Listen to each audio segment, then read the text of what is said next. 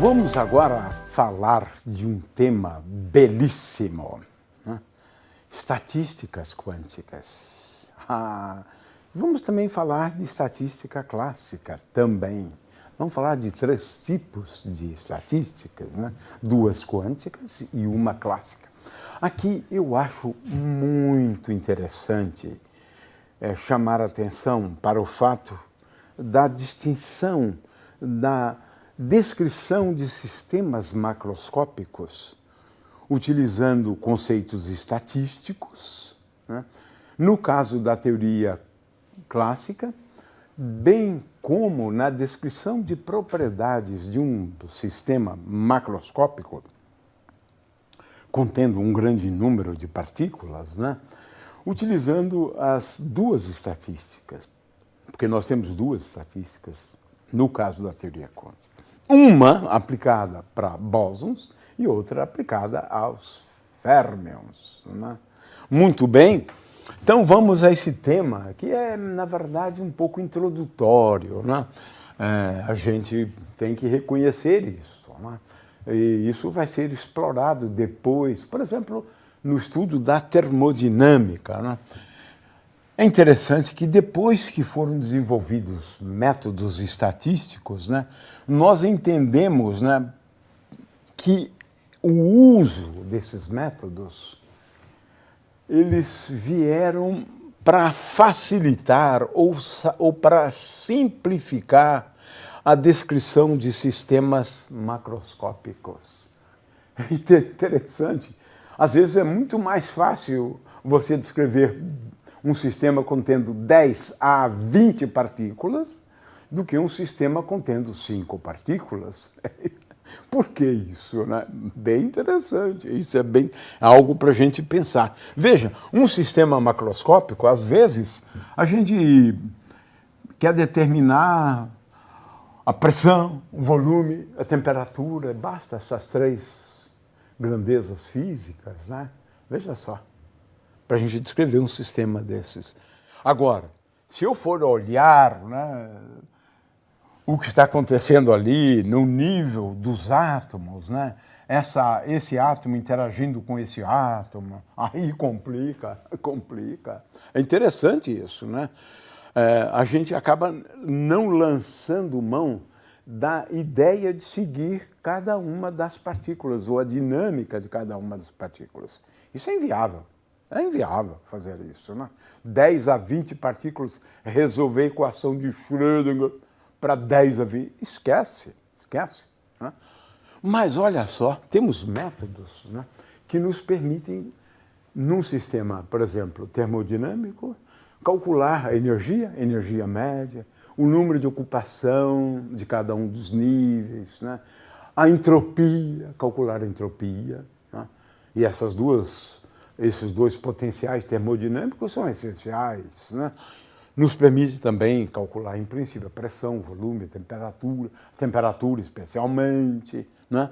O fato é que a gente consegue fazer uma descrição de um sistema macroscópico utilizando poucas variáveis, né? E as demais a gente consegue calculá-las. É claro que existem muitos livros, né, versando sobre a mecânica estatística quântica. Aqui é apenas uma introdução, não temos a pretensão de mais. Eu espero que a gente consiga explicar as ideias, né? Por exemplo, para a gente entender e aprender a calcular a entropia de um sistema, né?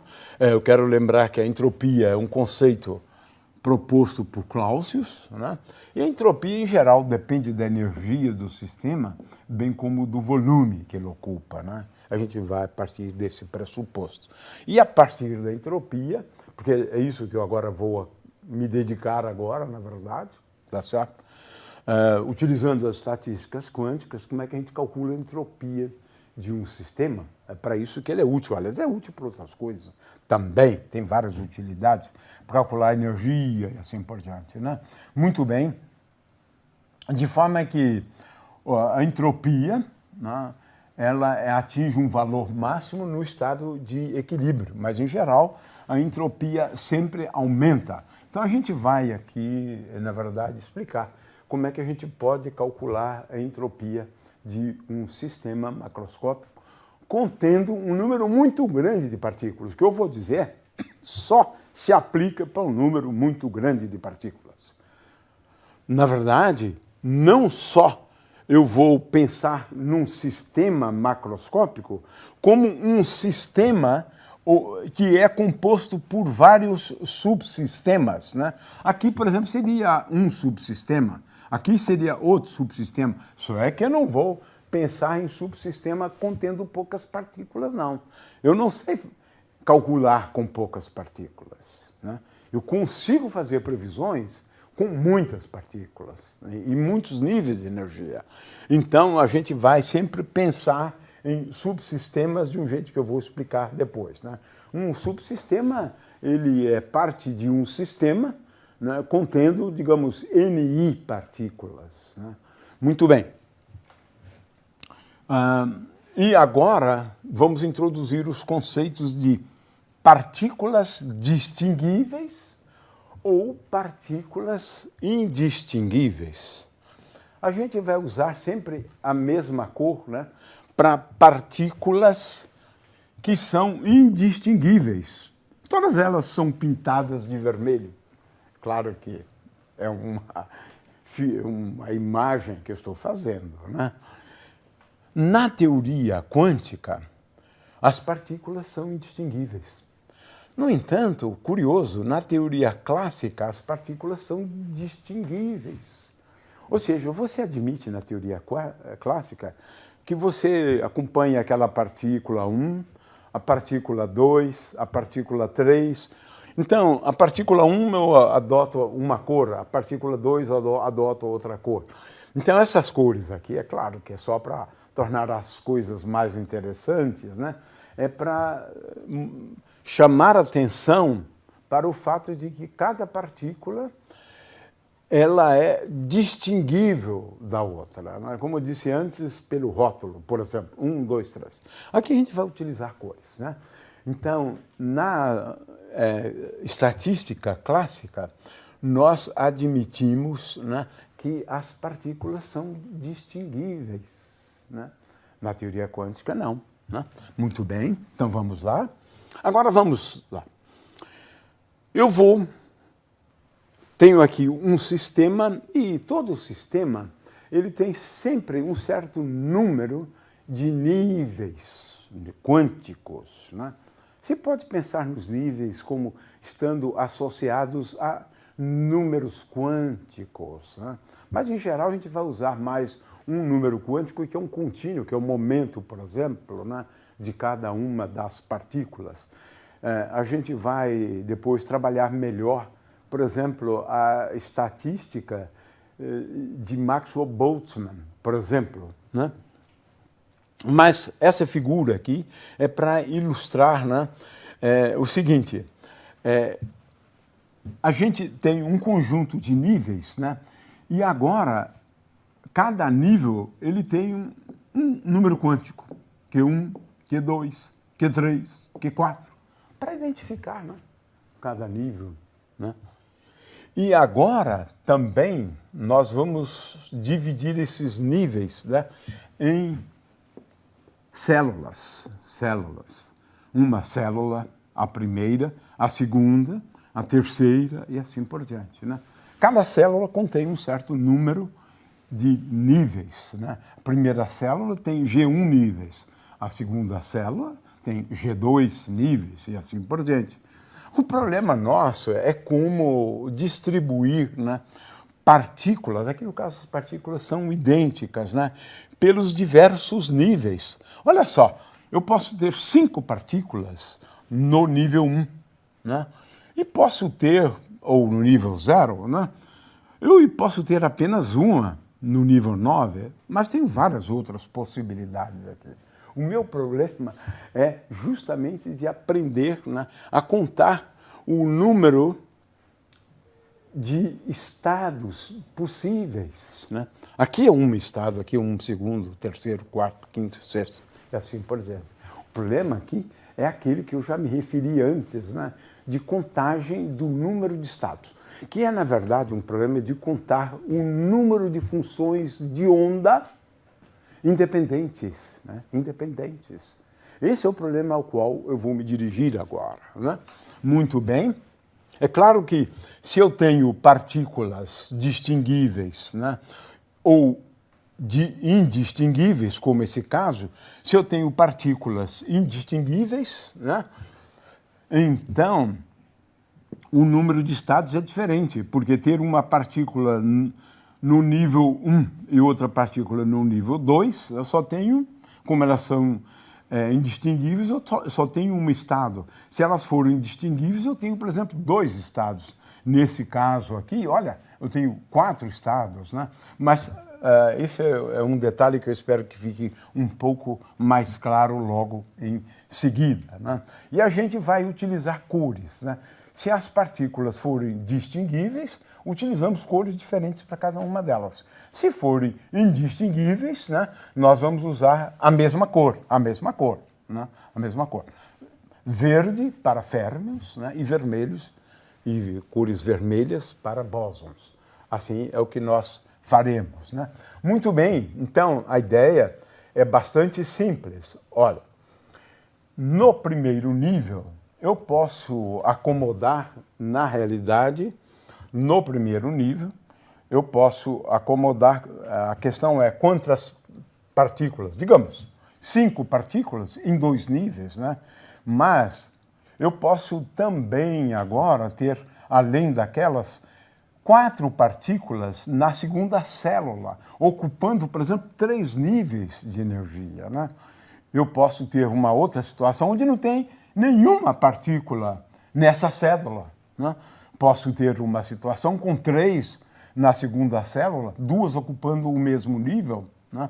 Finalmente, posso ter a situação, uma partícula ocupando um nível, né, da 5ª célula. Temos várias células. Então, em princípio, esse é o problema que a gente está querendo resolver.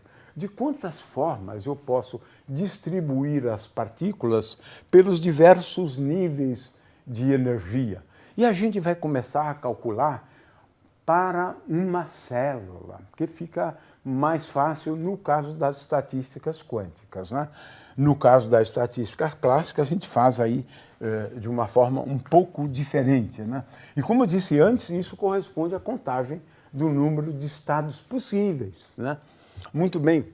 Bósons e férmions, né? Bósons têm spin meio, vou considerar só o caso de spin meio, elétron, mas poderia ser 3 meios, 5 meios. E, aliás, bósons têm spin inteiro, né?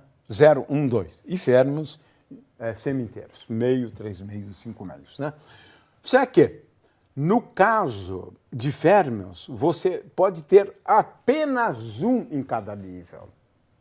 Apenas um, né, em cada nível, né? Ou não, ou 0 ou 1. Ou 0 ou 1. Então, é isso que a gente vai utilizar, né? Então, férmions é assim, um só, no máximo. Por exemplo, nesse nível não tem nenhum. Nesse nível não tem nenhum. É isso que está indicando aqui por 0. Né? Nesse tem 1. Nesse tem 1. Né? Veja que aqui eu coloco o nível, né? O nível e quantas partículas tem naquele nível. No caso de bósons, você pode ter 2 no primeiro nível, né? Nenhuma no segundo nível, 1, 3, 6, várias no mesmo nível, porque você não tem aqui, né, a necessidade de satisfazer, né, ao princípio da exclusão de Pauli. Na verdade, você só pode ter poucas partículas num nível, né, 0 ou 1, de agora em diante, né? Poucas partículas num determinado nível para atender o princípio da exclusão de Pauli, né? Muito bem. Ok? Então vamos agora em frente. Olha, isso corresponde à questão da contagem do número de estados. O que significa isso? Eu posso escrever uma função de onda, né, associado a uma certa distribuição de partículas, né, pelos vários níveis de uma célula, né, e eu agora quero saber de quantas formas eu posso acomodar essas partículas numa célula, né? Muito bem, tendo em vista que cada uma delas tem um certo número de níveis, né? Um certo número de níveis. Então, eu tenho a célula 1, a célula 2, a célula 1 tem G1 níveis, a célula 2 tem G2 níveis, né? A célula 3 e assim por diante, né? E a célula GL tem GL níveis, né? Muito bem. Então, o meu problema aqui é como distribuir as partículas, né? E vou chamar de subsistema 1 quando eu considerar um certo número grande, porque senão não seria subsistema, um número N1 de partículas, né, na célula 1, distribuídas, portanto, ao longo de G1 níveis. Muito bem. Então, nós estamos falando agora de subsistemas, né? Subsistema 1, subsistema 2, subsistema L. Muito bem. Qual o problema agora? É a contagem de estados, considerando uma célula, mas depois eu vou acabar fazendo também para o sistema como um todo. Eu posso fazer para uma célula e posso fazer também, né, para o sistema como um todo. O nosso problema aqui é o seguinte, é de quantas formas distintas eu posso abrigar Ni partículas, né, em GI níveis,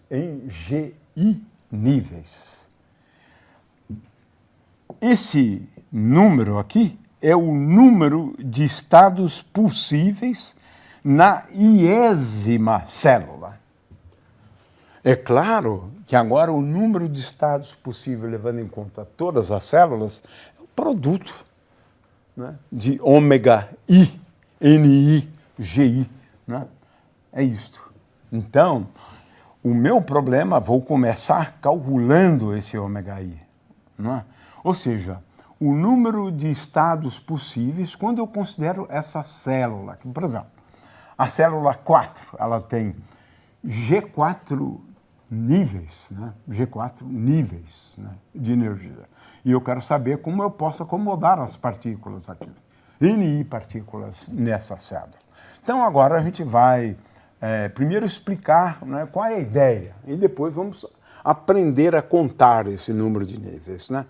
O fato é o seguinte, aqui a gente faz uso, né, de um conceito fundamental, né, que é o princípio básico da mecânica estatística, né, é que todos os estados acessíveis são igualmente prováveis. Ou seja, eles ocorrem com igual probabilidade. Agora, se eles ocorrem com igual probabilidade, né, então a probabilidade é igual ao inverso do número de estados. Veja só, estou usando agora conceitos de probabilidade. Né? É porque a gente vai fazer uso, na verdade, de uma proposta de Boltzmann. Né? De Boltzmann. O fato é que a probabilidade, né, de encontrar o sistema, né, em cada um dos seus estados é igual ao inverso do número de estados. É isto. É isto. Né? Isso é essencial. E esse número é igual a esse produto. Né? Eu vou aprender a contar, no caso, apenas numa célula, né? Ou para um subsistema, mas se eu quiser o número completo, eu simplesmente faço o produto. Né? Muito bem, já expliquei então qual é a ideia. Né? A probabilidade, portanto, né, para encontrar o sistema num dos estados possível é a mesma para todos os estados. Consequentemente, essa probabilidade é sempre o inverso do número de estados acessíveis. Né? Muito bem, isso para cada uma das células. Agora, sim, fazemos uso, né, desse conceito de entropia de um subsistema, e esse conceito foi introduzido por Boltzmann, né, que é, na verdade, quase que o fundador, o precursor de usar métodos estatísticos, né, no estudo de sistemas macroscópicos, né? De acordo com ele, essa expressão mais importante, a entropia, então, associada ao subsistema, o iésimo subsistema, é menos K, essa K é a constante de Boltzmann. Sim, senhor, a constante de Boltzmann, aqui que ele introduz o constante, vezes o logaritmo da probabilidade. Está aqui o conceito de probabilidade, né? Ou seja, K vezes o logaritmo do número de estados acessíveis, né, na iésima célula ou no iésimo subsistema, né? De forma que, veja, agora a gente tem o seguinte, SI é igual a K vezes o logaritmo neperiano do número de estados acessíveis, né? E, claro, a entropia, na verdade, de um sistema é a soma das entropias, porque ela é definida como log de ômega, mais ômega é igual ao produto, né, ao produto de ômega i, consequentemente, a soma, né? Então, é uma quantidade aditiva a entropia, definida assim, né? Muito bem. Agora, a ideia é o seguinte, agora sim, nós vamos fazer uso do conceito de número de estados acessíveis ao sistema, mas levando em conta a energia e também levando em conta que o número de partículas é tal que a soma de número de partículas é igual a n. O número de partículas é igual a n. Consequentemente, a gente agora vai procurar um máximo da entropia, eu derivo a entropia consequentemente, né? Mas levando em conta os multiplicadores de Lagrange, porque a energia do sistema é igual à soma de NI vezes EI, e os vários níveis de energia. Minimizando, então, levando em conta, agora eu construo S', que é a entropia S, mais os multiplicadores de Lagrange para levar em conta a energia e o número de partículas, né? E agora o truque consiste no seguinte, eu vou procurar quando isso aqui é igual a zero, né? Que é o máximo da entropia. Então, ds dni menos alfa, né, porque eu derivei aqui com respeito a ni, menos beta ei igual a zero. Isso aqui vai me levar a uma equação para o número de ocupação ni, né, quantas partículas, em média, estão, né, no estado, né, no iésimo estado, né? Então, esse aqui é o número de ocupação dos vários níveis de energia, né? Então, o nosso problema aqui é determinar N barra I. Muito bem, então esse é o problema. Agora, vamos ao problema de contagem de estados, né? Lembrando sempre que a temperatura ela é definida termodinamicamente como a derivada da entropia com respeito à energia. De forma que uma daquelas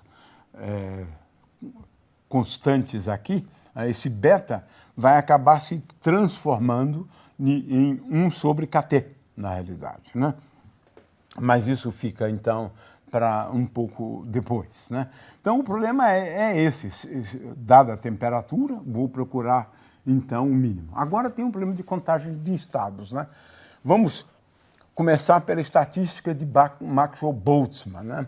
Na estatística de Maxwell-Boltzmann, como as partículas são, na realidade, distinguíveis, né? Então, qual é o número de possibilidades de estados? Em primeiro lugar, eu tenho aqui a permutação de N partículas. Isso me leva, então, em primeiro lugar, a N fatorial. É isso, porque eu poderia permutar essas partículas, né, tendo aí, portanto, um certo número de estados assim, independentes, né? Agora, veja bem, isso me leva, então, a essa questão, né? E, consequentemente, eu agora considero um determinado ou uma determinada célula contendo por exemplo, G1 níveis, né? Então, se eu tenho N1 partículas, né, na verdade eu posso distribuí-las de G1 elevado a N1 formas distintas, né?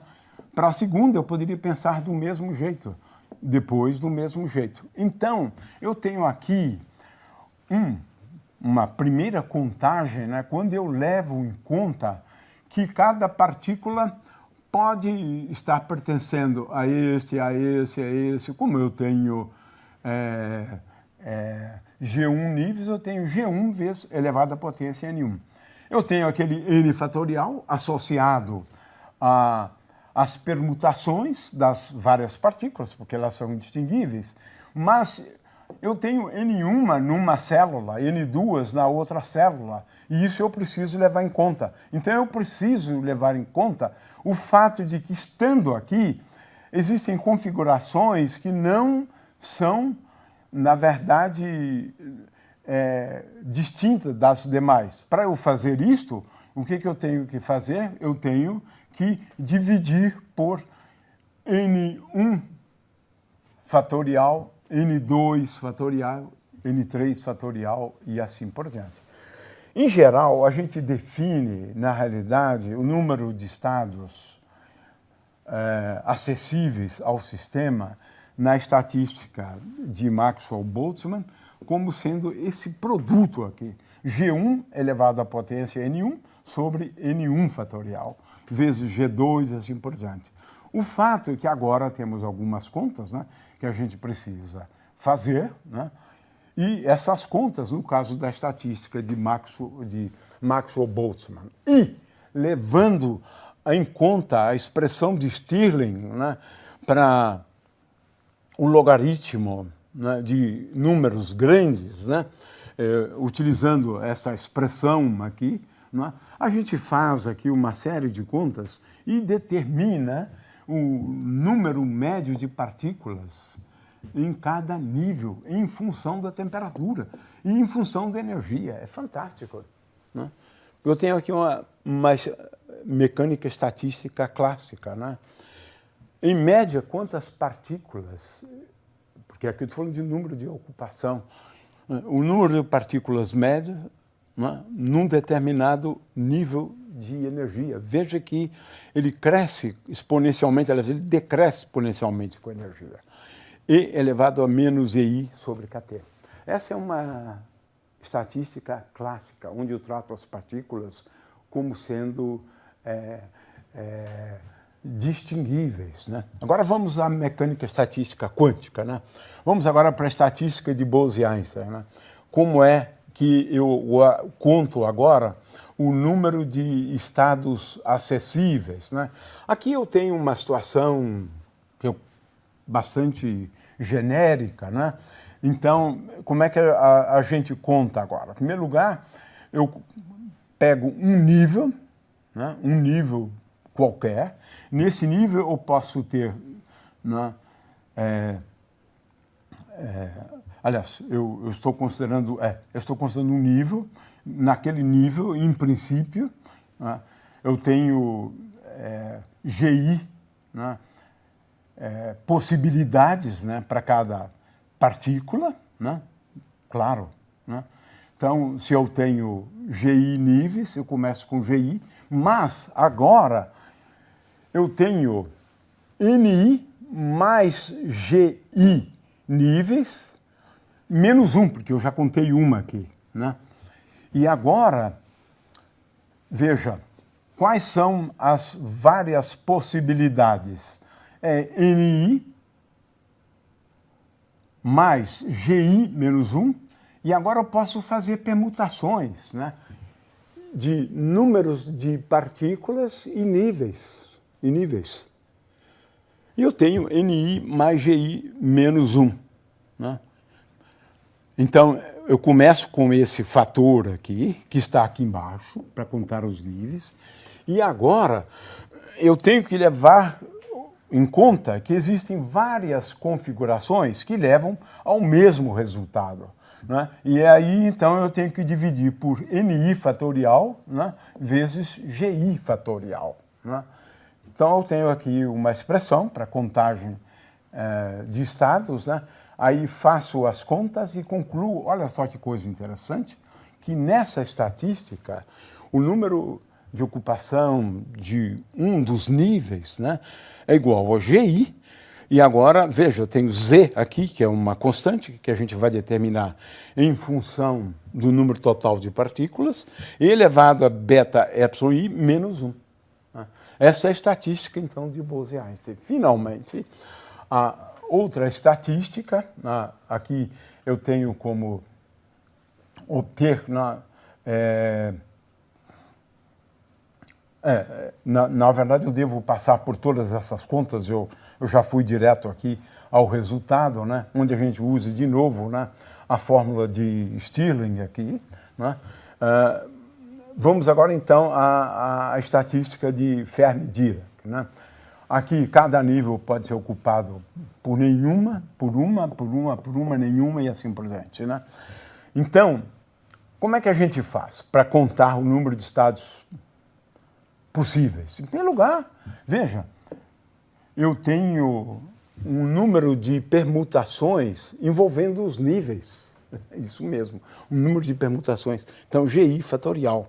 E agora, veja só, eu preciso levar em conta que você tem um certo número de estados ocupados, né, e que são indistinguíveis entre si, que você contou aqui em cima. Então, você tem que dividir por NI fatorial e, finalmente, os estados não ocupados, né, que é GI menos NI fatorial. Né.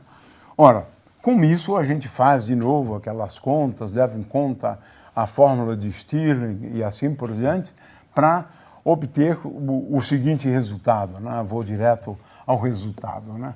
Veja, é diferente. Aqui, em vez de menos 1, eu tenho um fator 1. Aqui já começa por aí. Né? Mas as expressões são relativamente semelhantes. Mas veja, aqui eu vou ter um número de ocupação que certamente é menor do que 1. Não é o caso da estatística de Bose-Einstein. De qualquer maneira, a gente só fez aqui uma introdução onde o que é importante é contar o número de estados, ou seja, o número de formas distintas que a gente tem para acomodar NI partículas, né, numa célula contendo GI níveis. Né? Então, a gente fez uma contagem relativamente rápida e simples, né, e mostramos que elas levam a 3 estatísticas diferentes. Uma estatística clássica, a de Maxwell-Boltzmann, e 2 estatísticas quânticas, onde eu levo em conta o princípio de exclusão de Pauli, no caso de partículas fermiônicas.